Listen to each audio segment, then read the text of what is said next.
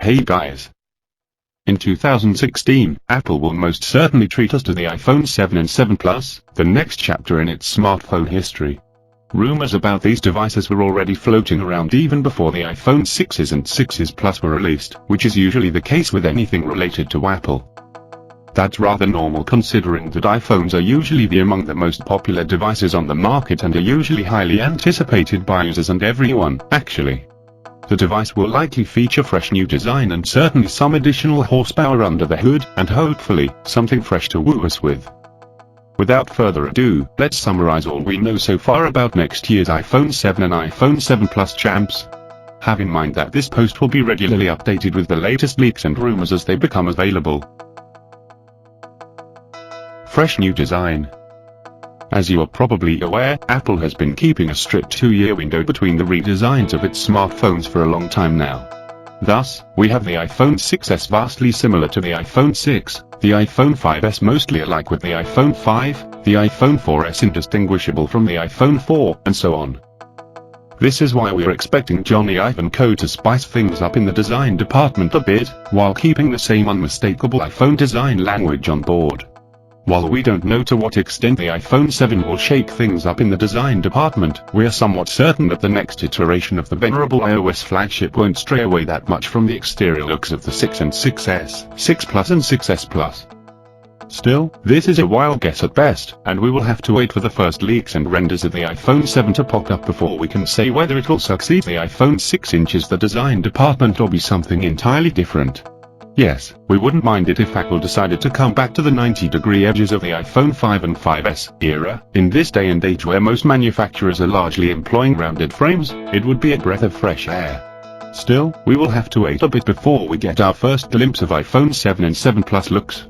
As far as build materials are concerned, Apple is most likely sticking with aluminum, and judging by the iPhone 6s, that'd be Series 7000 aluminum.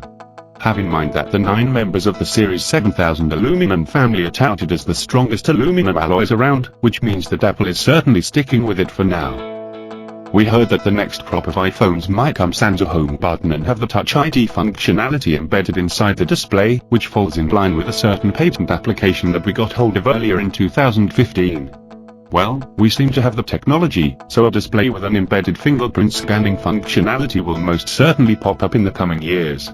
Sadly, we can't say just yet whether the iPhone 7 and 7 Plus will be the first ones to do so. What's more, it is also suggested that Cupertino might finally jump on the waterproofness train and make the iPhone 7 and 7 Plus watertight. This was somewhat suggested by the abundance of silicone seals and gaskets that make the current iPhone Pro able to withstand a lengthy dunk in the water to some extent.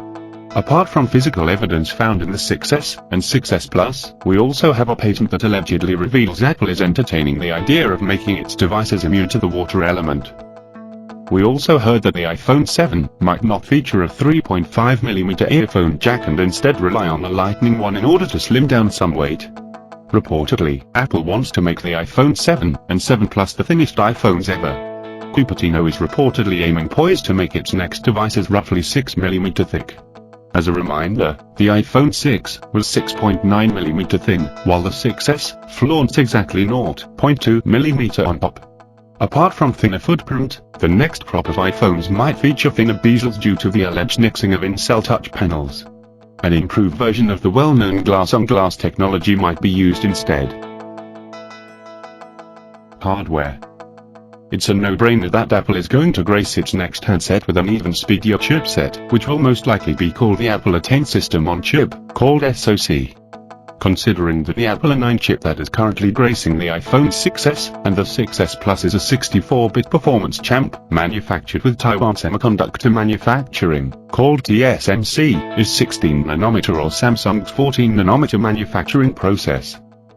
Well, it's too early to have any specific pieces of info for the chipset, but certain sources already claim Apple will exclusively choose Taiwan Semiconductor Manufacturing as the sole supplier for the A10 SoC. It's also rumored that it will be a 16nm FinFET A1, similar to Taiwan Semiconductor Manufacturing's A9 produce.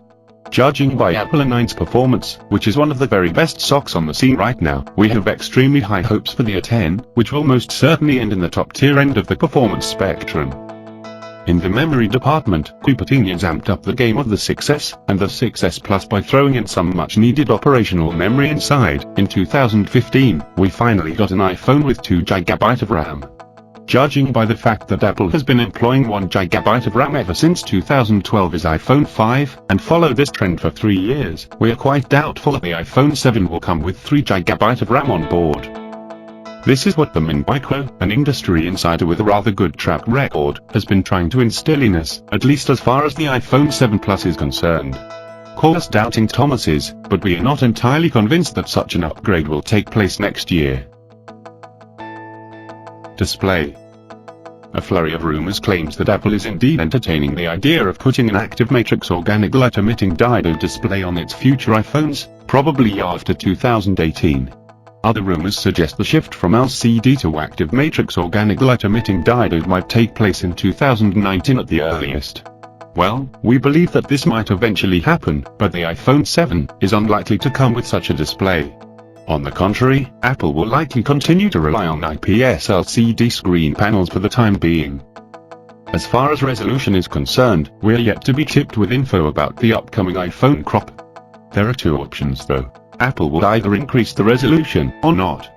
Still, we're a bit more inclined to believe that the iPhone 7 will flaunt a 4.7-inch display with a resolution of 750 by 1334 pixels, and command a pixel density of 326p, while the larger iPhone 7 Plus will most likely arrive with a 5.5-inch, 1080-pixel screen, which brings forth a pixel density of 401p, the sharpest in Cupertino's arsenal.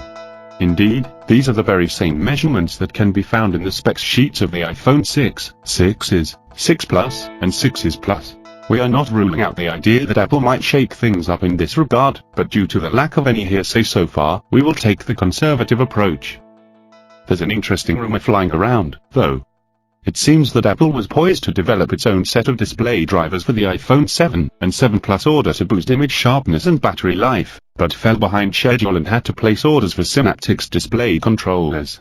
In case you don't know, Synaptics is Apple's supplier of touch and display drivers. 3D Touch. 3D Touch is here to stay, and will most likely score new functionalities along the way. As we mentioned earlier, Apple is reportedly contemplating the idea of bringing a multi-3D touch on board the iPhone 7 and 7 Plus. This feature will allow users to apply pressure on several points on the display. Hopefully, this would be used for a wider range of UI interactions, and not just for your usual shoot 'em up game. We know nothing else about 3D Touch on the next crop of iPhones, but we suppose that we won't hear anything until the device is official, as we expect the majority of changes to be in the interface and the software functionality of the pressure sensing feature. Camera. So far, we've heard nothing new about the iPhone 7 camera, but similarly to the RAM, it got substantially updated with the iPhone 6s and 6s Plus earlier this year. The latter scored nifty 12-megapixel rear cameras with smaller pixel size, 122, as well as 5-megapixel front-facing selfie-centric ones, which is quite the improvement over the 1.2-megapixel that graced previous generations of the device. This makes us think that Apple most likely won't bother to increase its megapixel count in 2016.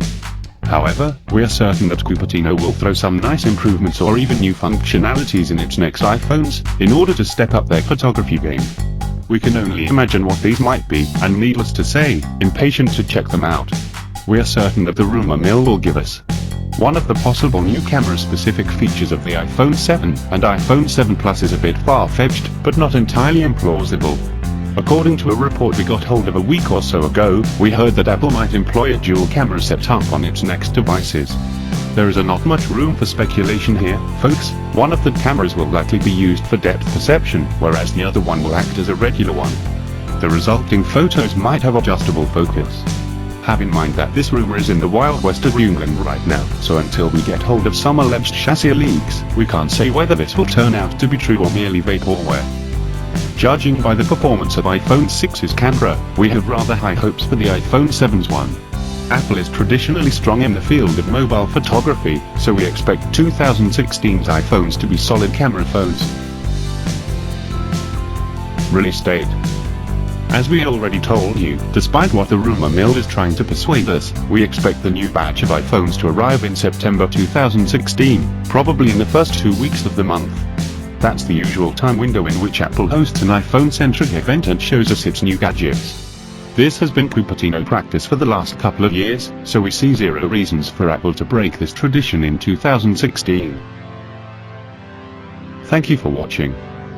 Don't forget like,